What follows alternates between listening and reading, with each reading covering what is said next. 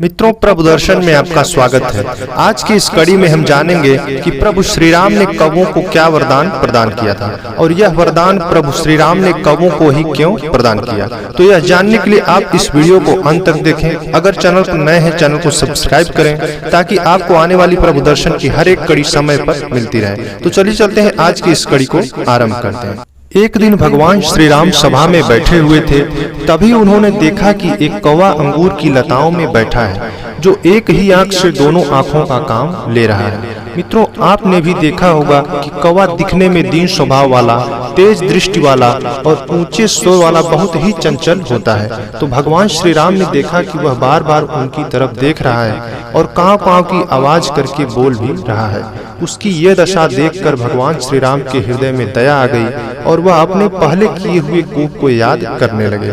मित्रों, मैं आपकी जानकारी के लिए बता दूं कि जब प्रभु श्री राम माता सीता और लक्ष्मण सहित वनवास के दिन व्यतीत कर रहे थे, तब इंद्र के पुत्र जयंत ने कौवा का रूप धारण करके माता सीता के पैर में चोंच मार दी थी, जिससे रक्त बहने लगा।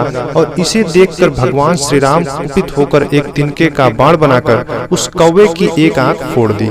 तब से कौवा एकाक्षी हो गया, यानी कि वो दोनों आंखों का काम एक आंख से ही कर सकता है। ऐसा वरदान प्रभु श्री राम ने तब उसे दिया था जब जयंत उनकी शरण में आया था। वही बात सोचकर भगवान श्री राम के हृदय में दया आ गई। उन्होंने कौवा को अपने पास बुलाया और वह कौवा उड़ता हुआ आकर प्रभु श्री राम के आगे बैठ गया और सभा में श्री राम को देखता हुआ जोर जोर से चिल्लाने लगा।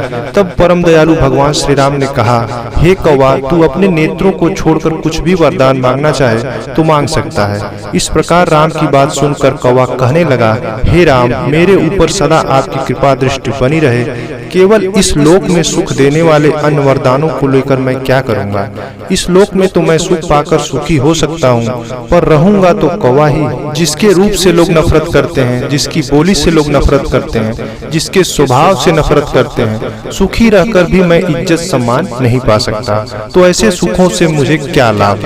कौवे की इस दीन वाणी को सुनकर प्रभु श्री राम कहने लगे, हे कौवा, इस लोक में हर जीव अपने कर्म अनुसार शरीर पाता है, कभी कौवा के रूप में, कभी कुत्ते के रूप में, कभी सुअर के रूप में, कभी मनुष्य के रूप में, और हर जीव अपने उसी रूप से प्रसन्न रहता है। यदि हम किसी सुअर से कहें कि तू यहाँ मलमूत्र खाता है, इसे छोड़ चल, तुझे हम वैकुंठ ले चलें, तो वह जाएगा? वह नहीं जाएगा, क्योंकि उसे उसी में परम आनंद मिल रहा है। इसलिए हे कौवा, जो शरीर तुम्हें मिला है या फिर किसी जीव कौवे का यदि जन्म मिलता है, तो कम से कम मेरा यह दिया हुआ वरदान उनके बहुत काम आएगा। इसलिए मैं तुम्हें वरदान देता हूँ कि किसी दीपांतर में भी होने वाली भूत, भविष्य और वर्तमान की सब बातें तुम्हारे आंखों के सामने रहेंगी। भविष्य की सारी बातें तुम मेरे वरदान से जान सकोगे।